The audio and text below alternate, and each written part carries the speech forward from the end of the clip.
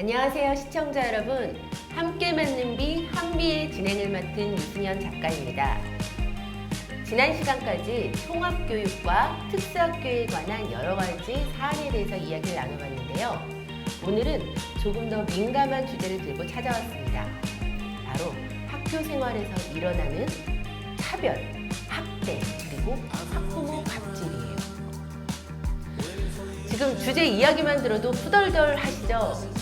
네, 그래서 이 후덜덜한 주제에 대해서 허심탄회하게 이야기해 주실 두 분을 모셨습니다. 저는 인천에서 일을 하고 있고요. 인천 장애인 교육권 연대라는 단체에서 활동하고 있는 김광백입니다. 반갑습니다. 반갑습니다. 저는 학생들과 함께 성장해 나가는 10년차 특수교사 이경연이라고 합니다. 반갑습니다. 네. 와, 먼저 이 굉장히 민감하고 무서운 주제에 대해서 이렇게 흔쾌히 출연 허락을 해주셔서 아주 감사드립니다. 이 이야기를 오늘 하기에 앞서서 한 가지 짚고 넘어가야 될 게 있어요. 오늘 저희가 장애인 차별, 장애인 학대, 그리고 학부모 갑질 등 굉장히 좀 무거운 주제들을 다루게 될 건데요.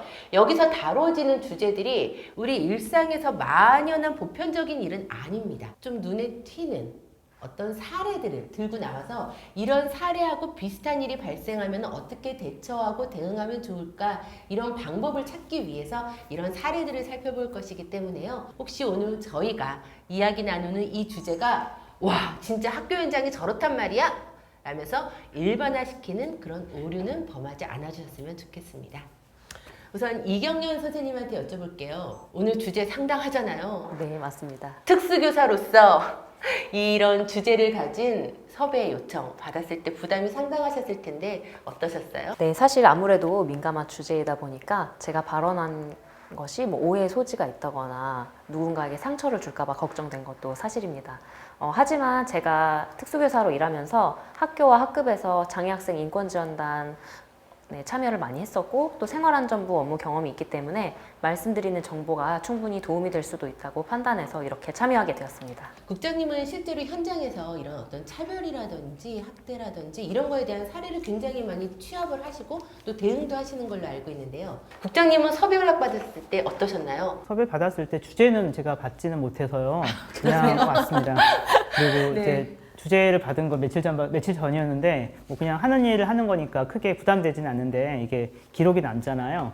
그래서 기록이 남는 게 무섭더라고요. 이게. 아, 영상이 무서운 거죠? 네네, 맞습니다. 그래서 나중에 저도 제 영상 보면 너무 창피하기도 하고 그다음에 무섭기도 하고 그렇긴 한데 열심히 두 분 믿고 또 한번 해보도록 하겠습니다. 잘 부탁드리겠습니다. 네, 감사합니다. 저도 한 가지 더 말씀드리고 네네. 싶은데요.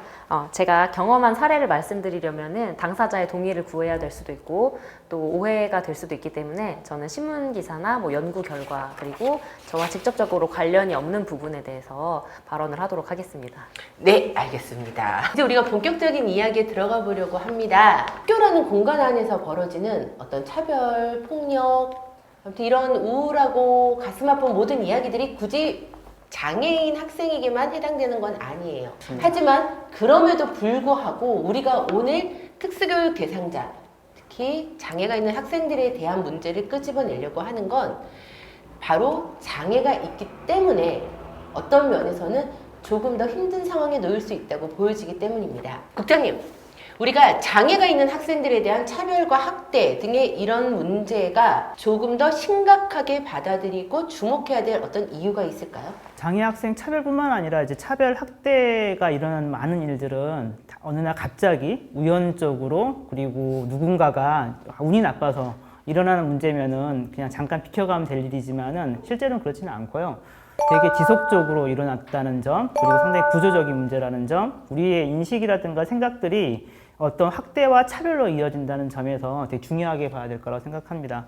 또 하나는 이제 학대는 약자가 강자에게 일어나는 게 아니라 각자가 약자한테 하는 일이기 때문에 또 학대가 일어나고 차별이 일어나는 것 관련해서 우리가 민감하게 봐야 될 것 같고, 또 더 중요한 거는 장애가 있다는 분들한테 학대와 차별에서 가장 어려운 점은 상처가 있었을 때 우리가 이렇게 손을 베면은 이제 약 바르고 밴드 붙이면 나을 수 있겠지만은 마음의 상처는 그렇게 빨리 치유되는 게 아니잖아요. 그래서 학대와 차별의 문제는 아주 긴 시간 동안 아니면 죽을 때까지 누군가는 그 상처를 가지고 살아간다는 점에서 되게 민감하게 생각하거나 중요하게 봐야 될 거라고 생각해요. 그래서 또 한쪽으로는 이제 학대와 차별이 일어났다. 이거는 우리 광부들이 이제 광산에 갔었을 때 카나리아를 데리고 간다고 하잖아요. 자기 생명을 위해서. 근데 누군가의 차별이 있고 특히 장애 학생에 대한 차별과 학대의 문제들은 우리가 누구라도 그렇게 될 수 있다는 점에서 카나리아 같은 존재라고 본다 치면은 되게 민감하게 중요하게 봐야 되는 거라고 생각하고 있습니다. 학교 생활 안에서 일어나는 장애인 학생에 대한 차별과 학대의 사례, 어떤 사례들이 있을까요? 대표적인 사례가 학교 입학할 때, 특히 초등학교 입학하는 과정 속에서 이제 교장 선생님들이라든가 어떤 선생님들이 우리 학교 안 왔으면 좋겠어요라는 말씀들이라든가 아니면은 이제 그렇게 말씀하지 않지만은 뉘앙스를 이제 그렇게 보여드릴 때 많은 분들이 상처를 입으시죠. 그 다음에 초등학교 입학했을 때 돌봄교실 들어가고 싶은데 대놓고 장애학생 안 받습니다라는 이제 사례들도 있었고요. 그 다음 학교 교육 과정 속에서 뭐 생존수영이라든가 현장학습, 그 다음에 이제 수학여행 등에서 장애 정도라든가 특성을 이유로 우리 이 학생 안 왔으면 좋겠어요. 아니면 부모님들한테 어머님, 아버님 어떻게 하면 좋을까요? 이런 말들을 이제 질문을 받았었을 때 많이 이제 어려워하시기도 하고 당황해하시기도 하지만 상처를 많이 입는 것 같습니다. 또 한쪽으로는 이제 구조적인 문제가 좀 있긴 한데 정당한 편의 제공 같은 경우 예를 들어서 실무사가 없는데 실무사가 부족하고 특수교육 실무사들이 좀 부족해가지고 나중에 부모님들끼리 싸우게 만드는 일들도 가끔 발생을 해요. 그런 경우들도 좀 안타까운 차별 사례이지 않을까 생각이 들어지고요. 어떤 장애 학생이 이제 보조기구와 관련해서 지원을 받아야 되는데 교육청이 예산을 이유로 학교에서는 정보 제공이 잘 미흡하다는 이유로 장애 학생들한테 적절한 보조기구라든가 인력 지원 이런 것들이 좀 안 돼서 발생하는 차별들 이런 것들이 좀 많이 있는 것 같습니다. 정당한 편의 제공도 차별에 해당한다라는 거를 오늘 하나 배워갑니다. 우리나라 장애인 차별금지법에는 이제 직접 차별, 간접 차별, 정당한 편의 제공의 차별, 그다음에 관련자에 대한 차별, 그리고 광고 등의 차별 이렇게 명시하고 있거든요. 그래서 정당한 편의 제공이라 한다면은 이제 가장 눈에 쉽게 보이는 게 엘리베이터라든가 이렇게 장애인 화장실이 이제 설치되어 있지 않은 것도 있지만은 장애 학생들이 필요한 어떤 수업적으로 보조돼야 될 것들과 관련해서 제공되지 않았을 때도 정당한 편의 제공에 해당이 됩니다. 그래서 이런 경우들은 우리가 너무 쉽게 이건 돈이 없으니까 좀 이해해 주세요라고 넘어갈 때가 되게 많거든요. 또 대표적인 정당한 편의 제공 차별에서는 특수교육 실무사, 지도사가 없는 문제들도 정당한 편의 제공의 차별에 해당돼요. 지금 국장님한테 들은 학교 안에서 일어나는 차별 사례들은 보통 장애 학생에 대한 고립이나 배제 이쪽으로 많이 갔거든요. 네. 실제로 좀 이런 것들이 많이 있는지 선생님 당사자가 아닌 이렇게 기사와 알려진 사례들에 의거해서 말씀해 주시면 감사하겠습니다. 이제 통합교육 현장에서 발생되고 있는 인권 침해 같은 경우는 뭐 괴롭힘, 사이버 폭력 같은 것들이 있고 또 그 외에 이제 말씀해주신 배제, 분리 뭐 이런 게 있고 하지만 최근 학교 현장에서는 또 장애 학생 인권 중요성에 대해서 인지하고 있고 심각하게 받아들이기 때문에 물론 이런 사례가 한 번에 절대 가볍게 이루어지지는 않는다고 생각합니다. 국장님 앞서 열거하신 사례들이 어떤 식의 과정을 거쳐서 어떤 결과에 이르게 됐는지 좀 말씀 부탁드릴게요.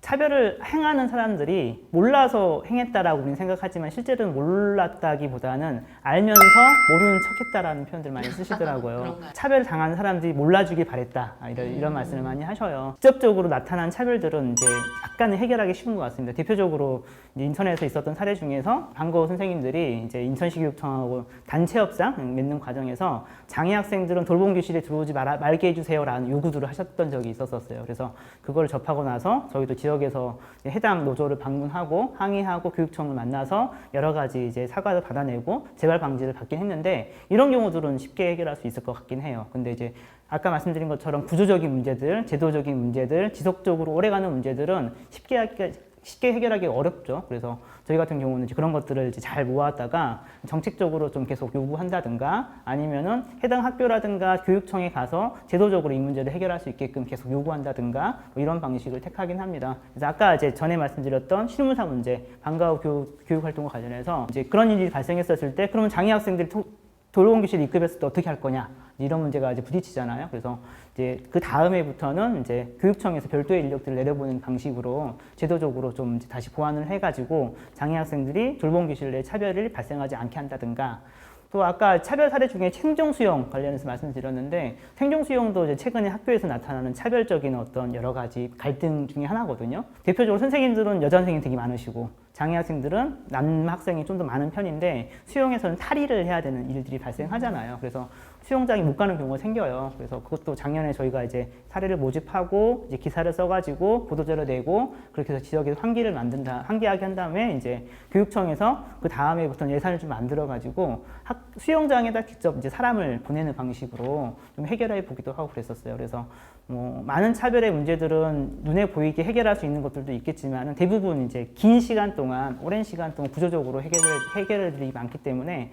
저희 같은 경우는 이제 그런 사례가 들어온 경우에는 빨리 해야 될 문제는 빨리 하겠지만은 이제 제도적인 문제에서는 보도자료를 쓴다든가 아니면 교육청에 항의하면서 계속 이제 정책적인 어떤 예산적인 부분들을 마련하기 위해서 노력을 좀 하는 방법으로 좀 노력을 하고 있습니다. 지금 이 영상을 보다가 우리 아이 사례하고도 비슷한데 나는 어디서 도움 받을 수 있을까 혼자서 끙끙 앓고 계신 분들이 있다면 혼자서 끙끙 앓지 마시고 자 이런 곳에 한번 연락을 해보시던지 이런 식으로 접근해 가세요라고 좀 이렇게 팁을 드릴 수 있을 만한 지역 상관없이 그런 게 있나요 저희가? 첫 번째 방식은 우선은 아는 사람한테 무조건 연락하셔가지고 도움을 먼저 받으시라.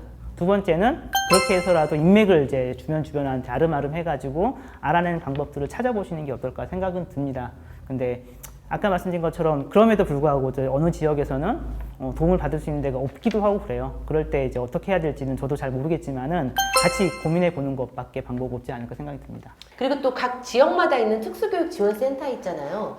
이쪽에다 직접 전화를 걸어서 거기 뭐 특수교육 장학사님도 계시고 또 특수교사들도 계시니까 그분들한테 어떻게 하면 좋을까요? 라고 조언을 구해보는 것도 한 가지 방법일 것 같긴 합니다. 선생님 어떠세요? 이런 식의 방법을 좀 해도 괜찮나요? 충분히 괜찮고요. 특수교육 지원센터에 제가 이따가도 말씀드리려고 했지만 장애학생 인권지원단이라고 있습니다. 장애학생 인권지원단은 정기적으로 일단 특수학생이 있는 곳이라면 무조건 매해 방문을 하게 되어 있고 이 안에서 차별 사례가 없는지 또 위험한 위험성이 있거나 안전에 위험한 학생이 있다면 그 학생을 이제 특수교사를 통해서 더봄 학생이라고 신청을 해서 매해 그 학생을 지원하는 활동을 하거나 교육을 위한 예산도 주고 또 성교육도 하는 등 이런 것들도 할 수 있고 또 어쨌든 인권에 대한 위험성이 있는 경우 그거를 굉장히 지원하는 역할을 하고 있습니다. 각 교육청에 있는 특수교육 지원센터마다 네. 이거는 전국에 다 있잖아요. 네, 맞습니다. 이 특수교육 지원센터마다 장애인 인권 지원단이 있는 건가요? 네, 맞습니다. 그래서 특수교육 지원센터 내에 장애학생 인권 지원단이 있고 여기에는 이제 내부 특수교사, 특수장학사님 외에도 지역 내 외부 전문가가 구성되어 있습니다. 그래서 이제 대학 교수라든지 또는 경찰 성폭력 담당자 또 장애학생 보호자도 포함이 되고요. 상담 전문가 등의 운영위원들이 다 들어가 있습니다. 학교 안에서는 보통 어떤 식으로 좀 대응들을 해나가나요? 사실 만약에 편의시설 부분이라든지 엘리베이터 설치라든지 아니면 장애학생을 위해 교실 이동을 해야 된다든지 또는 어떤 특정 장애학생이 입급했는데 이 학생에게 필요한 지원 인력이 없다든지 하는 부분이 이런 어쨌든 거부적인 답변을 듣는다면 학부모님 입장에서는 굉장히 큰 상처가 될 수 있다고 생각을 해요. 잘 몰라서 그렇게 대응을 하는 경우도 있습니다. 이게 얼마나 엄중한 사안이고 차별적인 행동이 될 수 있는지를 모르는 경우도 왕왕 있다고 생각을 하고요. 이런 부분이 의외로 빨리 해결되는 경우도 있습니다. 이제 특수교사가 이게 얼마나 중요한 상황인지 장애인 차별금지법이라든지 여러 가지 사례들을 제시를 하면은 또 금방 인지하고 이렇게 해결되는 경우도 있고요. 그게 아니라면 이제 특수교사도 마찬가지로 특수교육 지원센터는 이제 장애학생 학부모님도 지원을 하지만 특수교사나 특수학생이 있는 학교도 지원을 해야 되기 때문에 그런 부분에 저희도 자문을 요청해서 해결을 하기도 하고요. 또는 교육청에도 이제 특수교육과 장학사님들이 계시기 때문에 연계해서 같이 해결을 하기도 합니다. 굉장히 힘든 것 중에 하나가 바로 관계의 부분이에요. 어떤 사건이 발생을 했을 때 법으로 해결하겠습니다. 그래서 내가 장차법을 들이밀고 특교법을 들이밀고 이러면 사안은 해결은 될 수 있을지도 모르나 그 이후에 관계적인 부분 내 아이 학교 생활에서 이 부분이 힘들어질까 봐 망설이기도 하고 참기도 하고 또 실제로 어떤 보복 아니겠지만 그래도 보복이라 느낄 수 있을 만한 어떤 그런 것들이 들어오기도 하고 그래서 이런 부분을 꼭 법으로만 해결하지 않고 좀 좋게 풀어갈 수 있는 다른 방법이 혹시 있나요? 교장 선생님 많이 만나시라고 말씀드려요. 그러니까 선생님들 많이 만나는 것도 중요한데 이제 선생님들은 수업도 하시고 다음 수업을 또 준비하셔야 되고 학교 일정이 되게 빠듯하게 운영이 된단 말이에요. 그래서 뭐 아침에 학교 갈 때 교장 선생님 만나서 차 한 잔 얻어 드셔도 되게 좋을 것 같고 교양실에 가가지고 자꾸 우리 아이 얘기 많이 해보시면 어떨까, 그리고 학교에 있는 어려움들 이런 것도 나눠보시면 어떨까 생각이 들거든요. 우리나라 법에는 진짜 교장 선생님들이 많은 권한을 갖고 있습니다. 선생님들이 할 수 있는 거는 진짜 작거든요. 근데 교장 선생님이 할 수 있는 것도 되게 많아요. 예를 들어서 특수교육 실무사 배정 요청 교장 선생님이 하시는 거고, 특수학교 설치 교장 선생님이 하시는 거거든요. 이분들이 마음을 안 바꾸시면은 할 수 있는 게 진짜 많이 없습니다. 그래서 자꾸 만나셔서 그냥 아른 소리도 많이 하시지만은 앉아가서 같이 차 한 잔 달라고 하시면 주시니까 자꾸 만나시면 좋을 것 같다 생각이 들고요. 이제 저는 특수교사분들이 할 수 있는 게 많지 않다 생각하거든요. 특히 일반 학교에는 일반 교사들이 할 수 있는 게 되게 많아요. 이분들이 마음을 어떻게 먹느냐에 따라서 통합교육의 질은 진짜 하늘과 땅 차이로 달라진다고 생각하거든요. 근데 이 사람들을 움직이는 사람이 누구냐 하면은 교장 선생님들이 한마디 해주는 거 되게 중요한 것 같아요. 교무회 시간에 아니면 알림장에다가 이런 일이 있는데 이런 것 관련해서 같이 한번 들여다봅시다 라는 한마디 해주는 것들이 일반 선생님들한테는 되게 영향을 미치는 것 같아요. 그래서 저희 부모님들한테 꼭 드리고 싶은 말들은 교장 선생님을 자주 만나시고 많이 이야기하시고, 만날 때 혼자 만나시기 좀 어려우시면은 옆에 있는 누구랑 같이 가셔가지고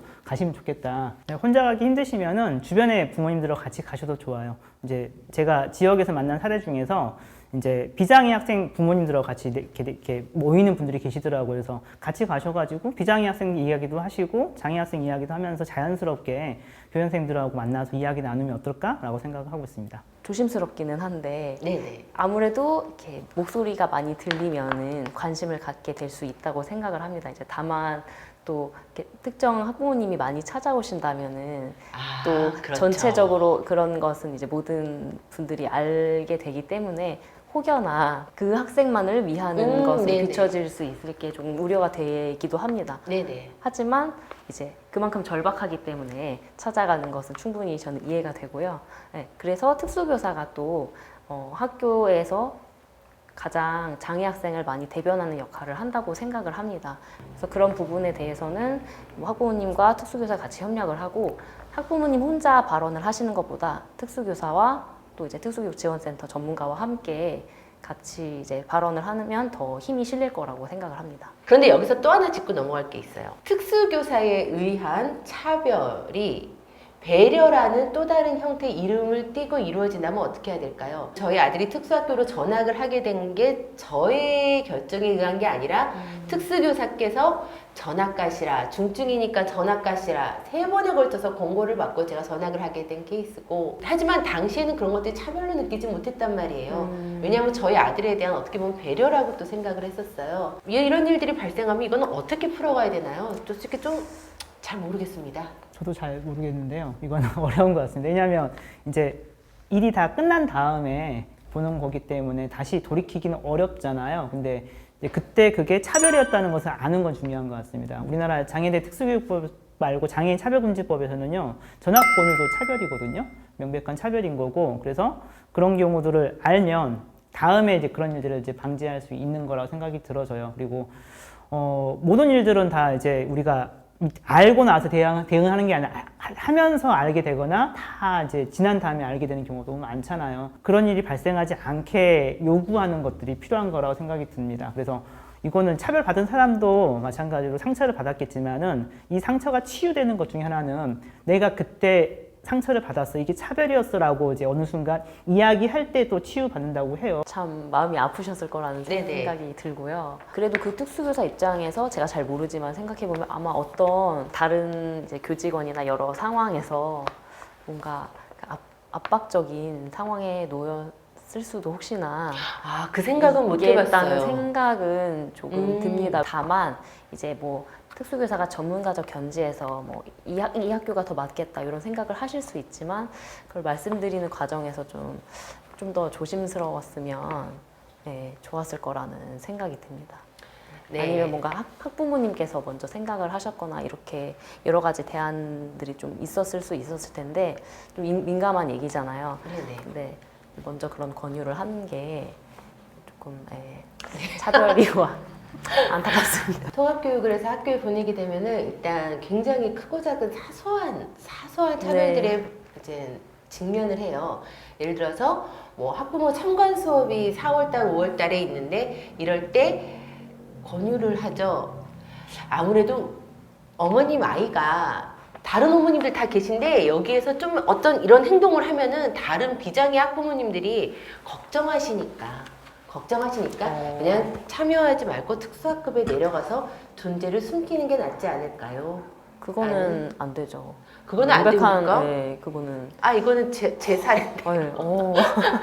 이거 하지만 이거는, 당시에는 네. 이런 거 이제 배려라고 생각을 했죠. 또 하나는 뭐 이렇게 학기 말이라든지 이럴 때 학교 행사 아이들 다 같이 반 아이들이 뭐 연주회 하거나 할 때 우리 아이는 할 줄 아는 게 없으니까 아이한테도 스트레스가 될 거예요, 어머니. 이 활동에서 빼게 해드릴게요.